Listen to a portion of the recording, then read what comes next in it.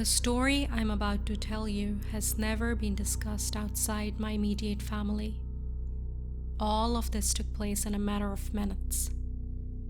I'll go into exact details so that you can decide for yourself what really happened that night.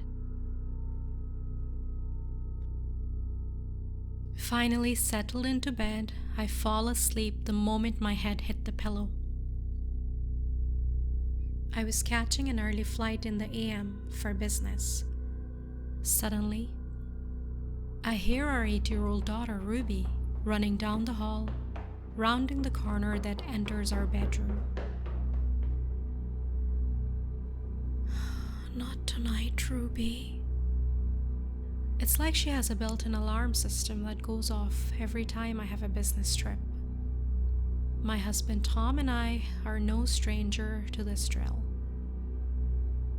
She always stands a few feet from my side of the bed and whispers, "I don't feel good, Mommy." She does not want to wake up her dad, who has to see patients in the morning and is quick to debunk Ruby's plans to stay home from school. Exhausted, I go into mom mode and recite the ailment list. "Okay, Ruby, is it your head?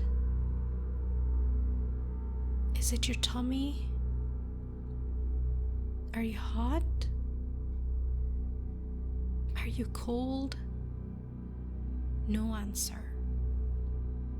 I force myself to sit up now and glance at my alarm. It's 3:45 a.m. I do not turn on the light, although in reality, my husband could sleep through a tornado. "Ruby, you need to answer me. What hurts?"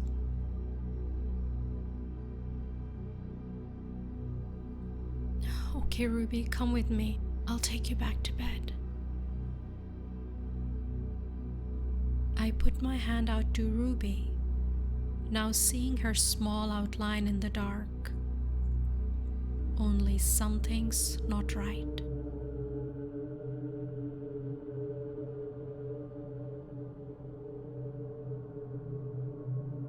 Although my room is dark,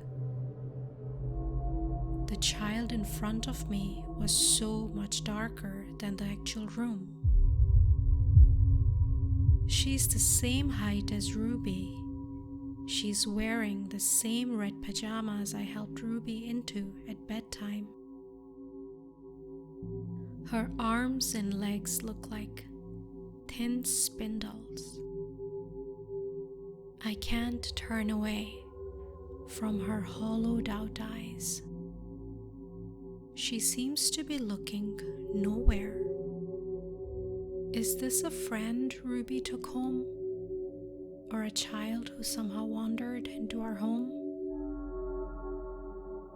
Keeping my eyes on her, I try to reach for my husband.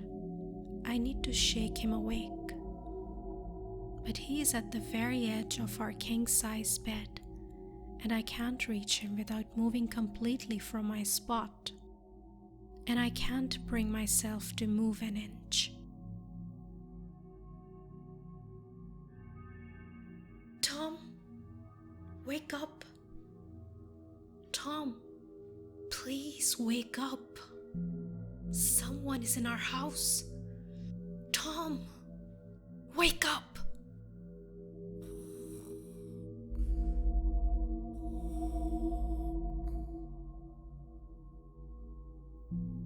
The child is perfectly still and now looking directly at me. I lean forward to examine her more closely.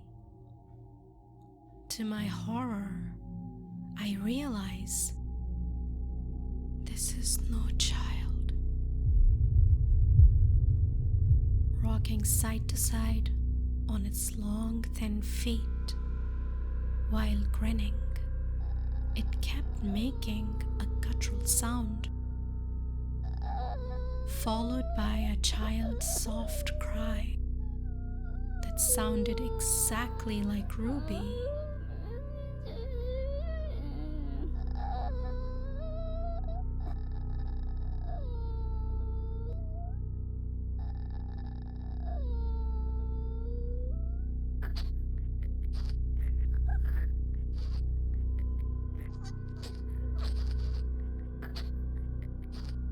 I'm trembling, but my rational brain tells me it has to be a dream, a lucid nightmare. But how can I be dreaming if I'm sitting up? I can read the time on my clock. I see my nightstand. I touch my face, my eyes. They are open. I have no doubt I'm awake.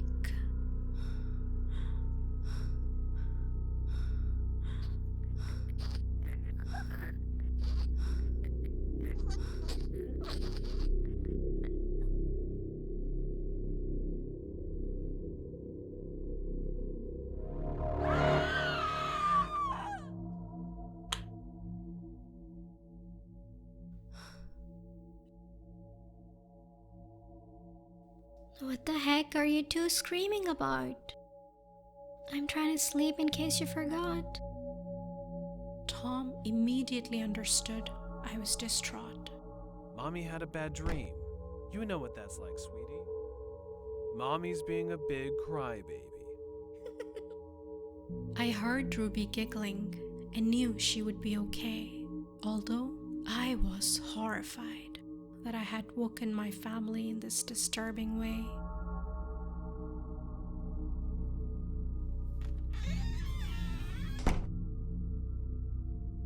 Calm down, Michelle. You're hysterical.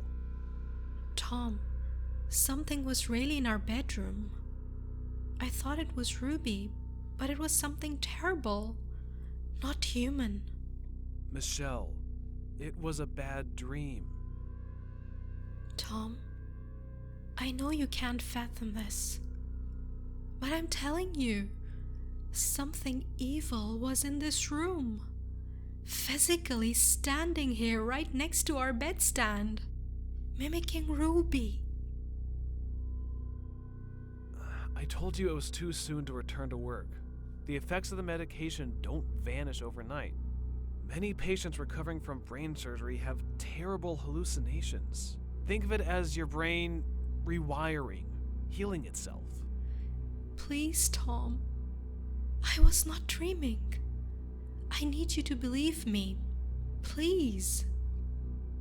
Honey, I understand it was a frightening, realistic dream, but it was just a dream.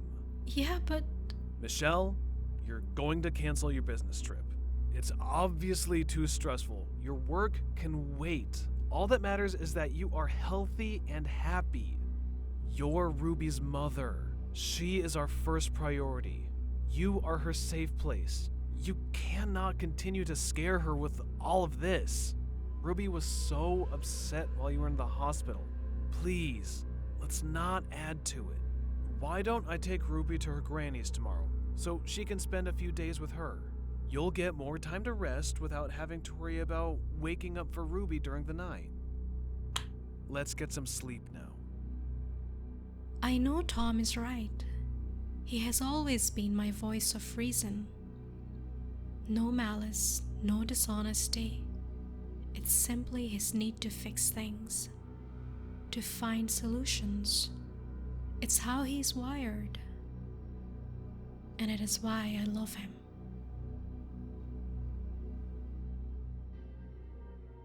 The next night, when I was resting in my bed, Tom came in the room to tell me something.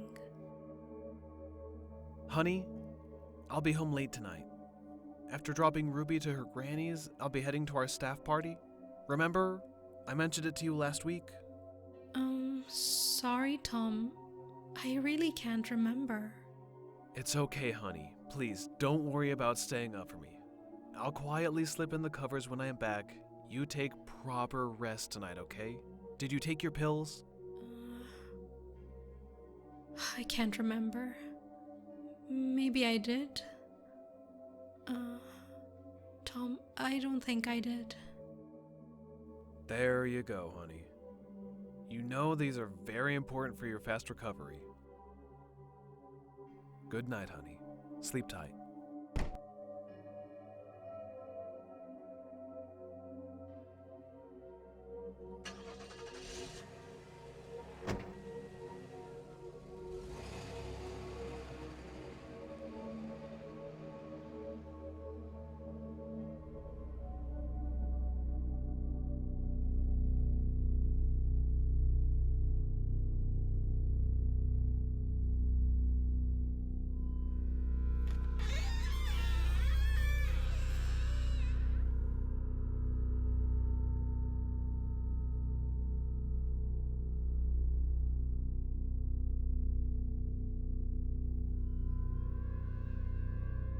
Mommy, wake up. Mommy. Mommy, wake up. What happened, Ruby? Mommy, I don't feel so good. That's when I realized this can't be Ruby. She's gone to her granny's.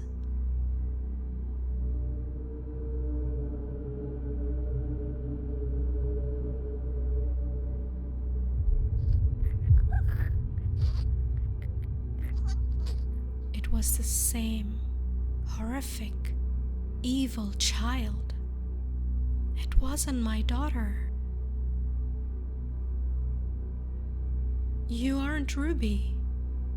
Ruby's gone to her granny's. Who are you? Mommy, I'm Ruby.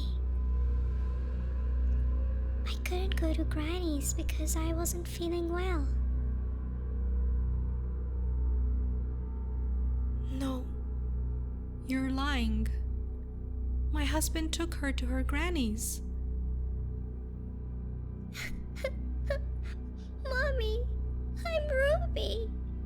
Mommy, I'm Ruby. I'm Ruby, Mommy. I'm Ruby. Stop pretending to be my daughter.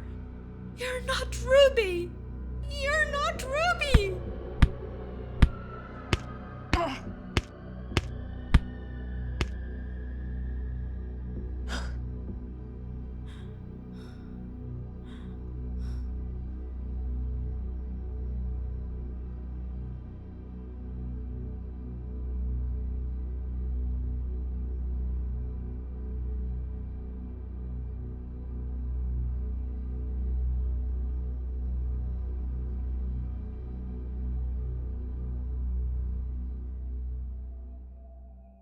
Oh, no. No.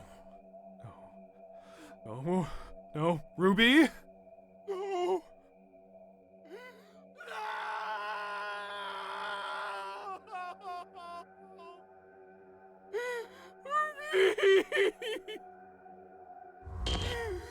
God damn it, Michelle! You killed our daughter! Mommy! I'm Ruby, Mommy. You psycho!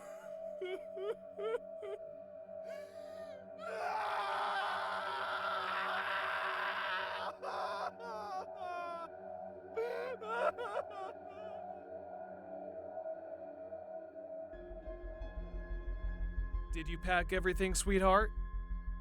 Daddy, I don't feel very well. My stomach hurts a bit. Maybe it's not a good idea to go to your granny's tonight, sweetheart. Get some rest. We'll go tomorrow or another time when you feel better. But please, don't wake up your mother. She hasn't been feeling very well and needs rest. I have to leave now. I'm getting late. Good night, sweetheart. Good night, Daddy.